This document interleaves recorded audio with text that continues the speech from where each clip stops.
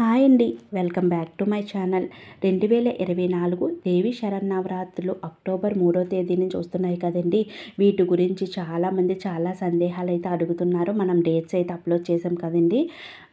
ఆ సందేహాలన్నిటికీ ఈరోజైతే సమాధానం అయితే ఇస్తున్నాను. మనం ఛానల్కి ఫస్ట్ టైం వచ్చినట్టయితే తప్పకుండా మన ఛానల్ సబ్స్క్రైబ్ చేసుకొని ఒకే ఒక లైక్ అయితే ఇవ్వండి. ఆల్రెడీ నేను దేవి శరన్నవరాత్రులు మనకి ఇంద్రకీలాద్రి డేట్స్, దర్శనం డేట్స్, అదేవిధంగా దేవి శరన్నవరాత్రులు 9 రోజులు అమ్మవారి అలంకరణలు, నైవేద్యాలు అన్నీ కూడా డీటెయిల్గా వీడియోస్ అయితే పెట్టానండి. కావాలి అనుకుంటే ఒకసారి చూడండి.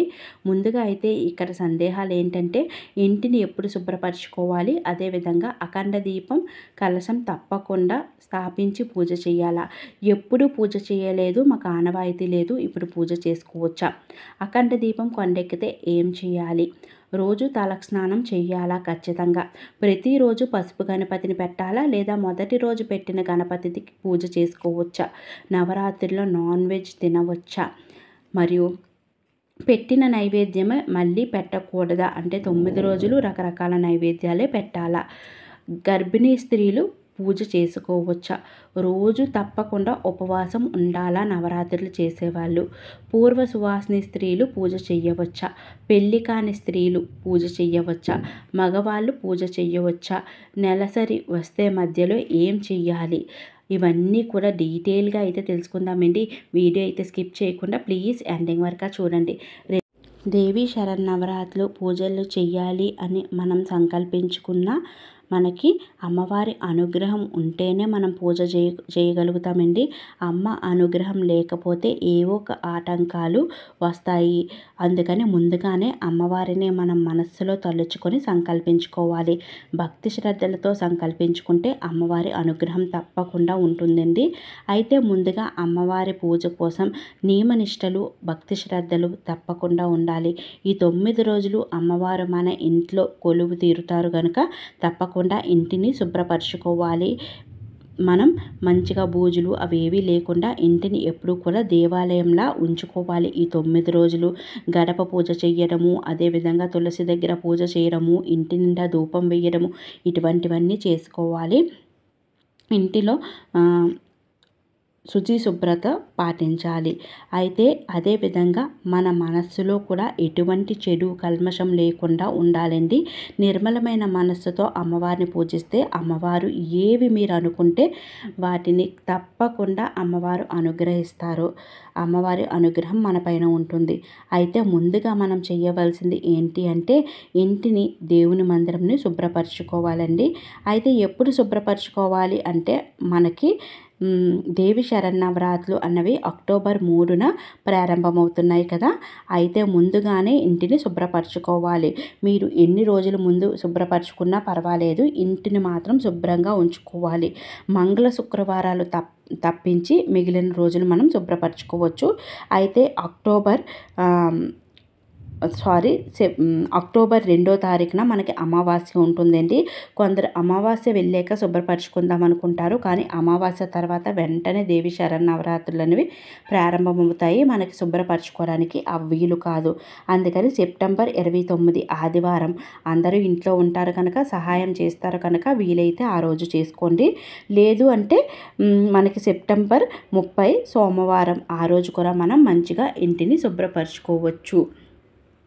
కానీ ఎట్టి పరిస్థితుల్లో మంగళ శుక్రవారాల్లో ఇంటిని శుభ్రపరచుకోకూడదు. అయితే ఈ పూజ చేసుకోవడానికి మనకి ఆనవాయితీ ఉండాలా అని అడుగుతున్నారు. అంటే ఆచారం ఉండాలా అని అవసరం లేదండి. మనం అమ్మవారిని పూజించాలి అంటే ఆనవాయితీ ఏమీ అవసరం లేదండి. భక్తి శ్రద్ధలతో అమ్మవారిని 9 రోజులు కూడా పూజించుకోవచ్చు. ఈ చెప్పే నియమాలన్నీ కూడా నార్మల్గా అమ్మవారి పీఠం వేసి పూజించే వాళ్ళకి మాత్రమేనండి. మీరు నిత్య పూజల అమ్మవారిని పూజించుకోవచ్చు. అంటే నిత్య దీపారాధన చేసి 9 రోజులు కూడా అమ్మవారిని భక్తి శ్రద్ధలతో ఆరాధించుకోవచ్చు. అయితే ఆనవాయితీ ఏది కూడా అవసరం లేదండి. ఫోటో ఖచ్చితంగా ఉండాలా అని అడుగుతున్నారు. కొంతమంది అయితే ఫోటో అమ్మవారు ఉగ్రరూపం కదా పెట్టకూడదు అంటున్నారండి. అది మీ ఇష్టం అన్నమాట. కానీ అమ్మవారు శాంతి స్వరూపమే. ఉగ్రరూపం అంటే అది రాక్షసులకు మాత్రమే అమ్మవారు ఉగ్ర రూపంలో దర్శనమిస్తారండి. మన అందరికీ కూడా అమ్మవారు మంచిగా చల్లని రూపంతో దర్శనమిస్తారు. అంత భయం ఉంటే మీకు అమ్మవారు సింహంపై లేని ఫోటోని పెట్టుకోవచ్చు. లేదా ఇవేవి కాదండి అంటే మీరు అమ్మవారు మనకి 9 రోజులు 9 అవతారాల్లోని మనకి దర్శనమిస్తారు కదండి. ఏదో ఒక అవతారం ఫోటో పెట్టుకొని అమ్మవారిని ఈ 9 రోజులు పూజించవచ్చు.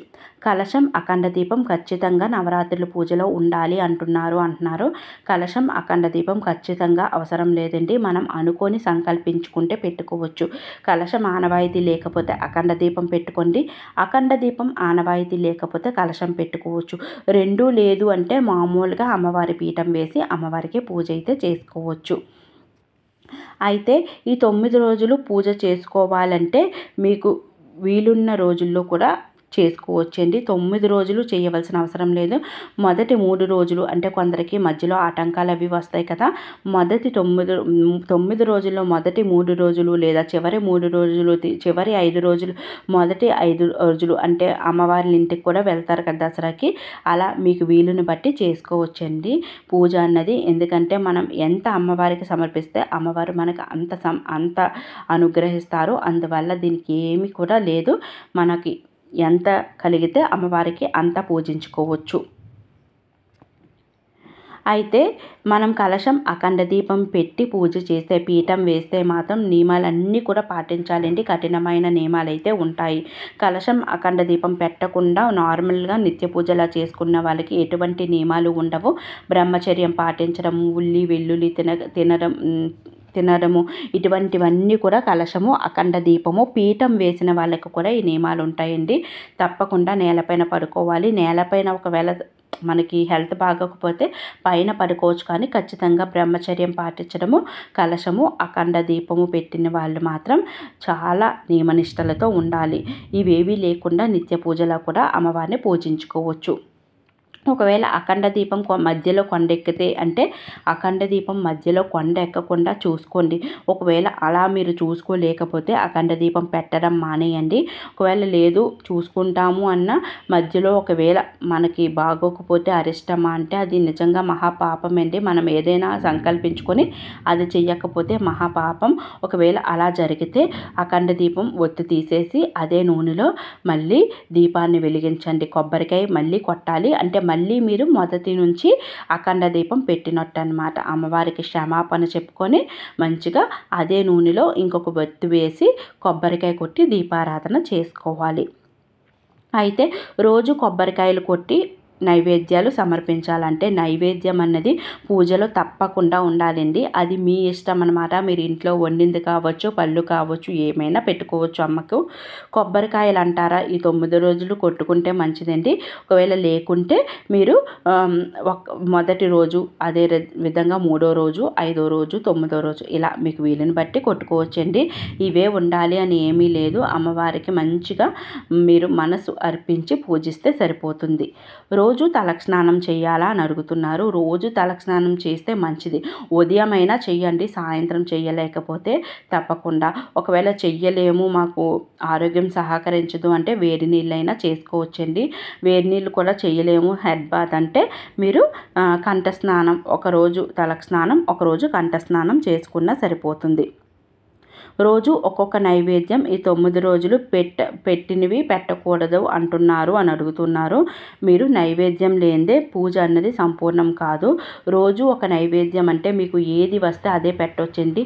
రోజు పులిహోర పెట్టుకోవచ్చు, రోజు పరమాన్నం పెట్టుకోవచ్చు.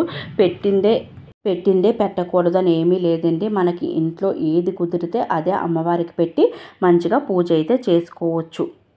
అయితే ఈ 9 రోజులు ఉపవాసం ఖచ్చితంగా ఉండాలా అంటే 9 రోజులు ఉపవాసం ఉంటే మంచిదండి. ఒకవేళ ఉపవాసం ఉండలేము, మాకు ఒంట్లో బాగాలేదు అనుకునే వాళ్ళు ఉపవాసం ఉండకుండా పూజ అయ్యేంత వరకు ఉపవాసం ఉండి మీరు పూజ అనంతరం ఏమైనా స్వీకరించవచ్చు. లేదు ఉపవాసం ఉండగలము అంటే పొద్దున్న మీరు ఏమైనా లిక్విడ్స్ తీసుకొని సాయంత్రం ఒక్క పూట భోజనం చేస్తే చాలా మంచిదన్నమాట. మనకి ఆరోగ్యపరంగా మంచిది. అదేవిధంగా అమ్మవారి అనుగ్రహం కూడా మన పైన ఉంటుంది. ఇక గర్భిణీ స్త్రీలు పూజ చేసుకోవచ్చు అంటే 5 నెలలు వచ్చిన గర్భిణీ లోపు అంటే మనకి 6వ నెల వస్తే పూజ చేయరండి. 5 నెలలు లోపు ఉన్నవాళ్ళు మంచిగా పూజ చేసుకోవచ్చు. 6వ నెల వస్తే మనకి ఒళ్ళు సహకరించదు కనుక పూజ చేయకూడదు అంటారు. అటువంటి వాళ్ళు పూజ చేసే వాళ్ళ పక్కన కూర్చొని మంచిగా పూజను తిలకించడము లేదా అమ్మవారి ధ్యానం చేసుకోవడం ఇటువంటివి చేయొచ్చండి. అంతేగాని కొబ్బరికాయ కొట్టడము కొన్ని పనులు అయితే చెయ్యకూడదు. అందుకని చెయ్యకపోవడమే నా ఉద్దేశంలో అయితే మంచిది. అదేవిధంగా అమ్మవారి హారతి అది కూడా తీసుకోవచ్చు, ప్రసాదం అది స్వీకరించవచ్చు. వాళ్ళ గురించేనండి, వాళ్ళ హెల్త్ బాగోదు కనుక వాళ్ళని పూజ చేయకూడదు అని చెప్తారు. ప్రతిరోజు అమ్మవారి పూజల వినాయకుడిని పెట్టుకుంటాం కదా, పసుపు వినాయకుడిని పెడితే ప్రతిరోజు పెట్టాలంటే ఖచ్చితంగా పెట్టాలండి. రోజు కూడా పూజ చేసేటప్పుడు మనం వినాయకుడిని పెట్టి మళ్ళీ కదిపేసి మళ్ళీ మరుసటి రోజు పెట్టుకోవాలి. అలా చెయ్యలేము అనుకునే వాళ్ళు నార్మల్గా బ్రాస్ వినాయకుడిని కానీ ఏదన్నా వినాయకుడిని పెట్టుకోవచ్చండి, ప్రతిమను పెట్టుకోవచ్చు. పూర్వ సువాసినులు పూజ చేయవచ్చా అంటే ఖచ్చితంగా చేసుకోవచ్చండి. కానీ కుంకుమ పూజ చేయడము అటువంటివి చేయకూడదు. నార్మల్గా అమ్మవారికి నిత్య పూజలాగా చేసుకోవచ్చు. అయితే పెళ్ళి కాని వారు పూజ చేసుకోవచ్చా నవరాత్రులు అంటే, నవరాత్రుల్లో పెళ్ళి కాని వాళ్ళు మంచిగా పూజ చేసుకోవచ్చు. అదేవిధంగా మగవారు కూడా పూజ చేసుకోవచ్చు. నవరాత్రుల పూజ ఎవరైనా చేసుకోవచ్చండి. పిల్లలు, పెద్దలు, మగవారు అందరూ కూడా చేసుకోవచ్చు. అయితే పూజలో బ్రహ్మచర్యం పాటించాలా అంటే తప్పకుండా పాటించాలండి. ఎవరైతే నిత్య పూజ చేస్తున్నారో వాళ్ళకి అవసరం లేదు. కానీ పీఠం వేసి కలశం అఖండ దీపం పెట్టే వాళ్ళు మాత్రం ఖచ్చితంగా బ్రహ్మచర్యం పాటించడం, అదేవిధంగా నియమనిష్టలతో ఉంటే చాలా మంచిది. రోజు కూడా కుంకుమ పూజ చేయాలా అంటే కుంకుమ పూజ డైలీ కూడా అష్టోత్తరాలు చదువుతాం కనుక అమ్మవారికి సాయంత్రం టైంలో ఉగ్ర రూపంలో ఉంటారు కనుక కుంకుమ పూజ చేస్తే చాలా మంచిది. ఒకవేళ చెయ్యలేము అనుకునే వాళ్ళు ఒకే రోజు అంటే మహాలక్ష్మీదేవిని పూజించే రోజున 9 దేవతలది అష్టోత్తరాలు చదువుకొని ఒకే రోజు కుంకుమ పూజ గణపతిని పెట్టుకొని పూజ చేసుకోవచ్చు. కుంకుమ పూజ ఎలా చేయాలి, అదేవిధంగా మనం అఖండ దీపం ఎలా పెట్టాలి అన్నీ కూడా ఫర్దర్గా మనకి వీడియోస్ అయితే అప్లోడ్ చేస్తానండి. ఖచ్చితంగా ఏ డౌట్స్ ఉన్నా సరే కామెంట్ చేస్తే వెంటనే రిప్లై అయితే ఇస్తానండి. నేనైతే డేట్స్ కానీ లేదా మనకి ఇంద్రకీలాద్రిపై దర్శనాలు సమయాలు కానీ, అదేవిధంగా నవరాత్రి 9 రోజులు నైవేద్యాలు, అదేవిధంగా అమ్మవారి అలంకరణలు, పుష్పాలు అన్నీ కూడా డీటెయిల్గా అయితే చెప్పానండి. ఒకసారి ఆ వీడియోస్ కూడా వాచ్ చేయండి. ఇంకా మన ఛానల్ని ఎవరైనా సబ్స్క్రైబ్ చేసుకోకపోతే ప్లీజ్ వెంటనే చేసుకోండి. మరిన్ని నవరాత్రి వీడియోల కోసం మరొక చక్కటి వీడియోతో మళ్ళీ కలుద్దాము. ఓం శ్రీమాత్రే నమః.